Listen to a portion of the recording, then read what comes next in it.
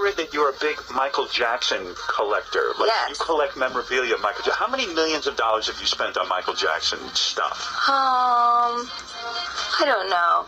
I wouldn't want to say. What have you got? A lot. Millions. What have you Yeah, got? millions, yeah. Why is that so important to you? To have, I mean, I can understand why he might be important to you as an artist, but why to own his stuff? Because I care about him, and I care about what he... I'm sorry, can you turn the telephone off while I'm talking about Michael Jackson? Well, you don't like the song? Okay. No, I do. It's Go my... ahead. Yeah, go ahead. He deserves silence. You're right. Go ahead. He's such a... And he was so sad that he's not here anymore. Right. I'm such a huge fan. I love him so much, like I knew him, but I didn't. And he was such an inspiration to me my whole life, and I really feel that the world killed him because I believe so strongly that he died from a broken heart.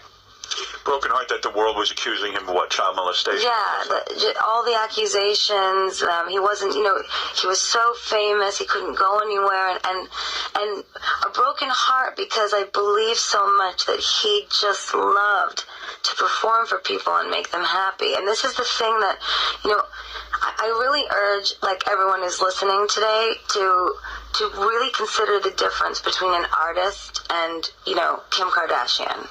Or an artist and any reality show star or a famous socialite. Or the lines are getting confused. The lines are getting confused because the media talks about us all on the same shows, and they compare all of the way we look and things like this. But the truth is we're very, very different, and we exist in this business for very different things. And it's the intentions that are getting muddled. And right, putting Michael Jackson in the same category as Kim Kardashian. It makes no sense. It makes no sense. Point, right. So, I think that it's the frustration for the artist of being harassed, not because they can't take the heat of you not liking their music, but being harassed because the age is changing.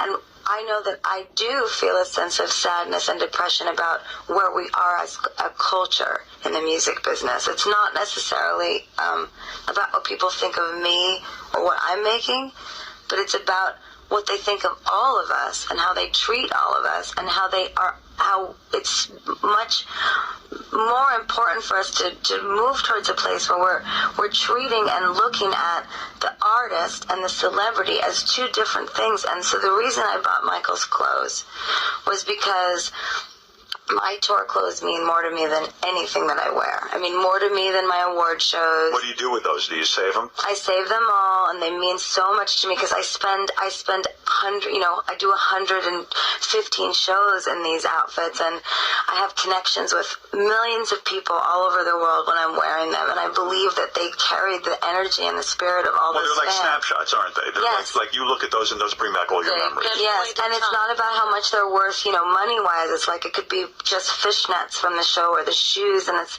it means so much to me. Will you go look at that stuff wherever you store it? Will you go and say, I want to look at those fishnets I wore on the tour? And I'll cry and hold them and think of the fans, and we'll sing the songs and turn music on. I mean, it's like a totally religious experience for us, the fans. And so with Michael, but don't you feel weighed down by too much stuff?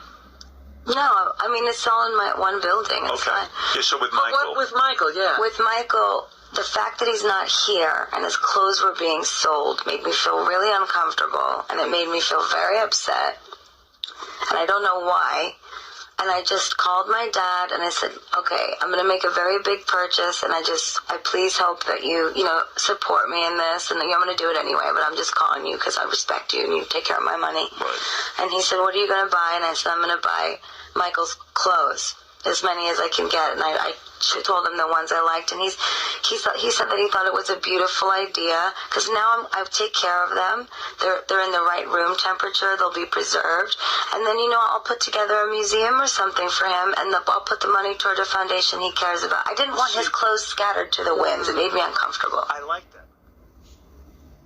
Next up on my celebrity playlist podcast are some records that really mean so much to me. First off, I'd like for you guys to listen to a record I'm sure you all know, Michael Jackson, Bad. This song was a tremendous influence for me growing up. And the Love Game video, which is one of my favorite videos that I've done, I did it with Joseph Kahn. That video was sort of a tribute to Michael Jackson, but the weird thing is we did it about 7 months before he passed away, so we were tributing Michael Jackson way before we really should have, but I don't know. Up next, I've got 2 really amazing songs for you in the spirit of the Monster Ball, which is my current tour. I am very, very inspired by monsters, monster fashion, monster music, and therefore I am wildly obsessed with Michael Jackson Thriller. So, not only is Thriller a huge influence of mine, but it also directly influenced one of the performances during the Monster Ball of my song called Monster. We do a very Thriller-esque dance on a red forest on the stage, and we're all dressed as monsters, high fashion couture monsters. So here up next is Michael Jackson Thriller, and then me, my own song. And up next on my countdown is another one of my favorite Michael Jackson songs. I hate to do so many of the same artists, but you can't really get mad at me because it's Michael, so when it comes to Michael, you can kind of do whatever you want. So, my next favorite Michael Jackson song is The Way You Make Me Feel, and something that I think is really important when writing a good pop song is making sure that it makes people feel good. Something that really, from the inside out, has a very joyful chorus, and even though I make this sort of very heavy gothic industrial-esque dance music now, I'm always sort of aspiring to make a very joyful chorus, and I think that Michael always embodied this really incredible spirit in his music and in his work. Was so infectious. So infectious it's still with us. So here it is, Michael Jackson, The Way You